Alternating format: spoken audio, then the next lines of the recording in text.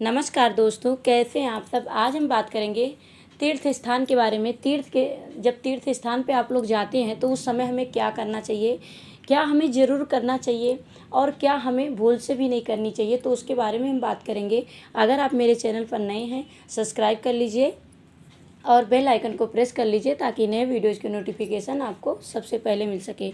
तो चलिए हम बात करते हैं तीर्थ स्थान के बारे में। यह शिव पुराण के अनुसार है। शिव पुराण में बताया गया है कि हमें तीर्थ स्थान में क्या ज़रूर करना चाहिए और क्या हमें भूल से भी नहीं करनी चाहिए। तो देखिए, जब हम तीर्थ स्थान पे जाते हैं तो तीर्थ स्थान पे जाने के बाद में हमको स्नान जरूर करना चाहिए। वहाँ पर जाने के बाद स्नान जरूर करें। किसी भी तीर्थ स्थान पे आप जाएंगे तो वहाँ पर या तो कुंड मिलेगा, सरोवर मिलेगा, तालाब मिलेगा या फिर नदी मिलेगी। हर तीर्थ स्थान पे होता है, या तो कुंड होता है, सरोवर होता है, नदी होती है, हर जगह पे होता है। तो आपको सबसे पहले क्या करना है, स्नान करना है। स्नान देखिए, जैसे आप मथुरा में गए, वृंदावन में गए तो आपको यमुना जी मिल जाएगी। आप अयोध्या में गए तो आपको सरजू जी मिल जाएगा नदी, वहाँ आप स्नान करते। पवित्र नदियों में स्नान करना चाहिए।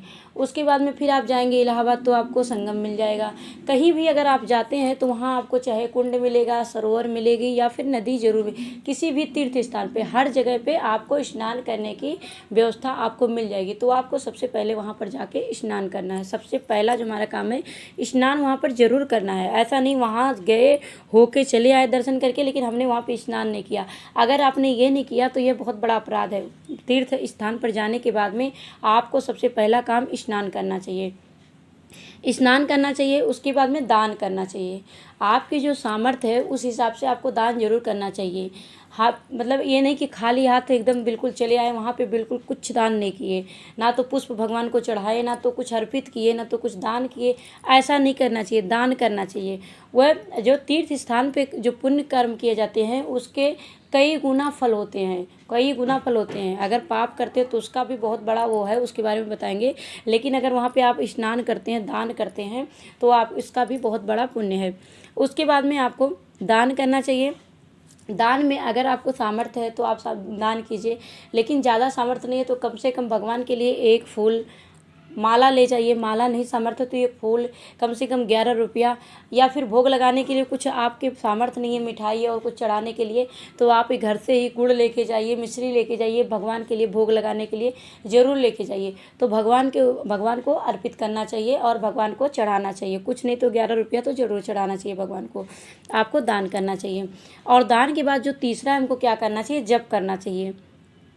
जप करना चाहिए। बहुत सारे लोग की आदत होती है, तीर्थ स्थान पे गए, सुबह में गए, दिन भर मतलब वहाँ पे गए, दर्शन किए अच्छे से, वो भी फ़ोटो वोटो खींचे, उसके बाद में तुरंत खा पी के तुरंत रिटर्न हो गए। कोशिश करें कि जाके तीर्थ स्थान पे रात बितानी चाहिए।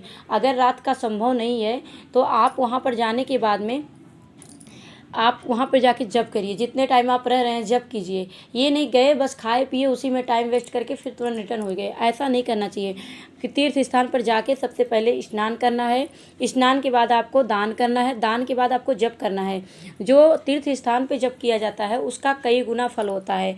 और देखिए, बहुत सारे लोग की क्या आदत होती है, केवल रात रुकते भी हैं तो बस शो देखने के लिए, लाइटिंग देखने के लिए, लाइटिंग का शो देखने के लिए रुक जाएंगे, फ़ोटो वगैरह लेंगे, उसके बाद में फिर जाके होटल में सो जाएंगे।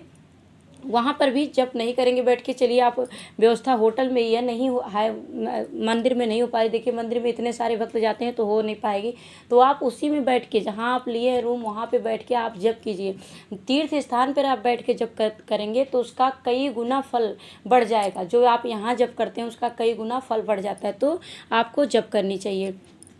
और अगर तीर्थ स्थान पर जाकर आप लोग अगर यह तीनों काम नहीं करते, स्नान नहीं करते, दान नहीं करते और ना ही आप जप करते हैं, तो ऐसे लोग को दरिद्रता प्राप्त होता है।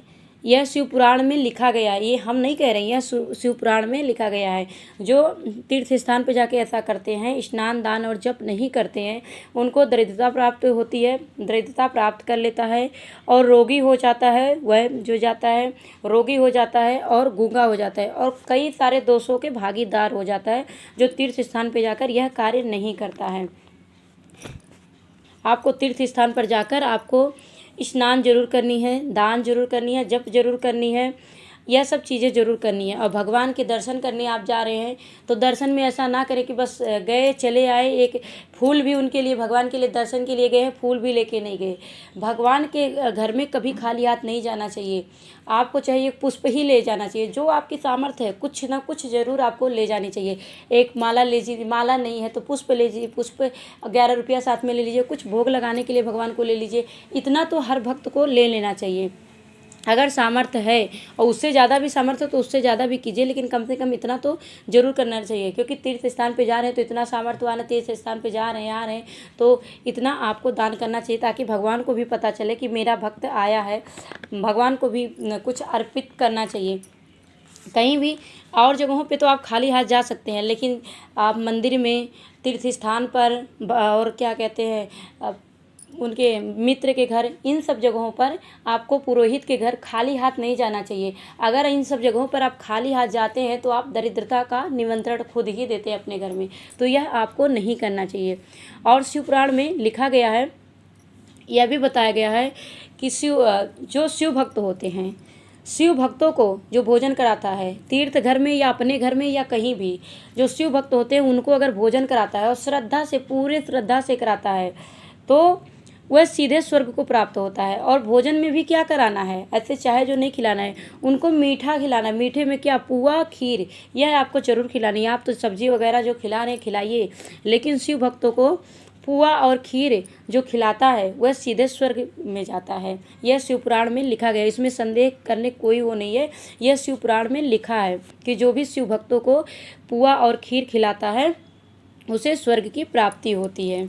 और जो भी जाके उसमें तीर्थ स्थान में और स्नान नहीं करता है, दान नहीं करता है, जप नहीं करता है, वह रोगी को प्राप्त होता है, दरिद्रता प्राप्त होता है और गूंगा हो जाता है और कई सारे पाप जो होते हैं, पापों के भागीदार बन जाता है। पुण्य क्षेत्र में जाकर पाप से बचना चाहिए। जो पुण्य क्षेत्र हैं जैसे मथुरा, वृंदावन, काशी, आप जो जहाँ तीर्थ स्थान है वहाँ पर जाके पाप नहीं करना चाहिए, पापों से बचना चाहिए। वहाँ पर जाकर आप अगर जैसे आप जप करते हैं तो उसका कई गुना फल बढ़ जाता है, घर पे करते हैं उससे कई गुना फल बढ़ जाता है तीर्थ स्थान पे जाने के बाद। ऐसे अगर आप वहाँ पे छोटा सा भी पाप करते हैं, छोटा सा भी पाप करते हैं तो वज्र के समान हो जाता है। यह हम नहीं कह रहे, यह सब शिव पुराण में लिखा है, आप पढ़ेंगे तो आपको भी पता चलेगा। अगर आप छोटा सा भी पाप करते हैं तो वज्र के समान हो जाता है और वह पाप मिटाने के लिए बहुत मुश्किल हो जाती है। तो इसलिए वहाँ पर जाकर आप कोई भी पाप ना करें।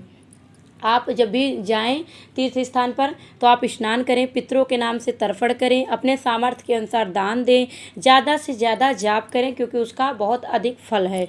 और कितना भी पाप हो जाए, कितना भी पाप किया हो, अगर तीर्थ स्थान में चला जाता है जो भी व्यक्ति और श्रद्धा भाव से चला जाता है, भगवान से समर्पित हो जाता है भगवान पर और श्रद्धा भाव से जाता है, तो उसके सारे पाप वहीं नष्ट हो जाते हैं। लेकिन अगर जाकर भी उसने स्नान, दान, जप आदि नहीं किया तो उसे कोई फल नहीं मिलता है और दोष लग जाता है, अपराध लग जाते हैं।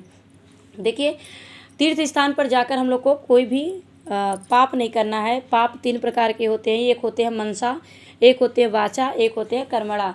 एक होता है मन से जो करते हैं, एक होता है वचन से और एक कर्म से जो करते हैं। 3 प्रकार के पाप होते हैं। देखिए, मनसा मतलब जैसे मन में ही सोच रहे हैं, जिनकी कथा सुन रहे हैं या जिनके मंदिर में बैठे हैं, अरे इन्होंने तो ये गलत कर दिया, पंडित जी तो ये गलत बोल रहे हैं, ऐसा कर रहे हैं।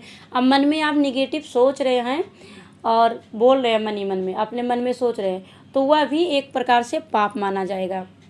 और दूसरा हो गया आपका, पहले मनसा और वाचा हो गया। वाचा मतलब किसी से आप लड़ाई कर लिए, बाहर निकले, आपको किसी से लड़ाई हो गई, बहस हो गई, तो उसको वह भी एक प्रकार से पाप ही माना जाता है। तो इससे बचना चाहिए तीर्थ स्थान में जाके। और तीसरा है हमारा कि कर्मणा, जैसे कर्म से आप क्या करते हैं, बाहर निकले, कथा सुने, आप दर्शन किए, सब चीज़ किए, बाहर निकले, 2 लोगों से आपकी लड़ाई हो गई, 1-2 थप्पड़ जड़ दिए, तो उससे भी क्या होता है, वह भी आपका पाप बन गया।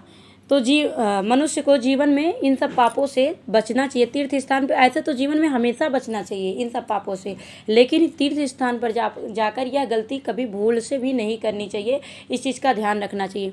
अब इसके बारे में, जैसे हमसे ये पाप हो जाती है तो उससे बचने के लिए कैसे कैसे क्या किया जाता है उसके बारे में जान लिया। अगर मन से किए हुए पाप अगर जो हम मन से जैसे मनसा जो पापा होता है, एक पाप होता है, तो मन से जो किए जाते हैं पाप, वह पाप मिटते हैं। आप अगर ध्यान लगाते हैं, भगवान का ध्यान करेंगे तो वह पाप मिटेंगे। आपसे कोई पाप हुई है, चलिए घर में हुई है, कहीं हुई है, आप तीर्थ स्थान पे जा रहे हैं, उसका पश्चाताप करना चाहते हैं, तो आप भगवान का ध्यान करेंगे, उससे पाप मिटते हैं। वचन से हुई पाप आपको जाप करने से मिटते हैं, भगवान की जाप करने से आपका वह पाप मिटता है। और जो कर्म से कर्मणा जो होता है वह पाप आपको ज़्यादा से ज़्यादा शरीर को तपाया जाए तब वह पाप मिटता है। तपाया मतलब जलाया नहीं जाए, तपाया मतलब जैसे कि अपने शरीर को दुख दिया जाए। शरीर को मतलब जैसे परिक्रमा लगाएंगे तो आप थकेंगे, आपका हाथ पैर दर्द होगा, व्रत करेंगे, भोजन नहीं ग्रहण करेंगे तब भी आपको थोड़ा दिक्कत होगा, तो आप परिक्रमा करें और व्रत करें इत्यादि, ये सबसे पाप मिटते हैं, ये कर्मणा पाप मिटते हैं। और देखिए जो भगवान के शरण में चला जाता है तो ठाकुर जी कहते हैं कि चिंता मत करो, क्यों चिंता कर रहे हो, सारी चिंता तुम्हारी अब हमारी है। जो भगवान के शरणागत हो जाती हैं, सीधे भगवान के निर्भर हो जाते हैं। कोई भी हुआ है, आपसे गलती हुई है और कोई दोष हुआ है, कुछ भी हुआ है, और आप भगवान के पूरी तरह से हो गए, उनकी शरणागति ले ली है, अब आपने सारा सब कुछ छोड़ दिया है, पाप जो भी आपसे हुई है, बनी है, बिगड़ी है, वो छोड़ दिया, तो भगवान उसका हाथ पकड़ लेते हैं। जाप करने से पाप मिटने लगते हैं, जाप करना चाहिए। जाप से आप वचन से जिसको जिसको आप दुख दिए हैं तो वह पाप मिट जाएंगे। और जो भी आप मन से जो किए हैं वह ध्यान करेंगे भगवान का तो मिट जाएंगे। और जो कर्म से आप पाप किए हैं तो आपको व्रत इत्यादि परिक्रमा करनी चाहिए, यह सब करने से आपके पाप मिट जाएंगे। तो तीर्थ स्थान में जाने के बाद आपको 3 काम अवश्य करना है। स्नान सबसे पहले आप करेंगे, कोई भी तीर्थ स्थान पे जाएंगे तो स्नान करेंगे, दान करेंगे, और दान करने के बाद में आपको जाप करनी है। यह 3 काम जरूर करनी है। और वहाँ पर जाने के बाद 3 काम भूल से भी नहीं करनी है। पहला, आपको किसी को मनसा वाचा कर्मणा तीनों रूप से आपको किसी को दुख नहीं देना है, और कोई भी पाप नहीं करना है। वहाँ जाके कोई भी शराब आदि कोई भी तामसी चीज़ें ग्रहण नहीं करनी चाहिए। वहाँ जाने के बाद संभव हो तो व्रत रखें, जब संभव आप ज़्यादा दिन रुक रहे हैं, नहीं हो पा रहा है, व्रत नहीं हो पाएगा, तो पहले जूस इत्यादि पे रहें, फिर आप एक टाइम भोजन करें। कोई जाते हैं 8 दिन 10 दिन रुकते हैं, तो आप एक टाइम में भोजन करें। हमेशा भोजन में ही बिजी ना रहें, भोजन करने में और घूमने में केवल भगवान का दर्शन कीजिए, भगवान का ध्यान लगाइए और वहाँ जाप कीजिए। भगवान वहाँ जाने के बाद में भगवान पे ही एकदम ध्यान लगाना चाहिए, इधर उधर ध्यान नहीं लगाना चाहिए। राधे राधे।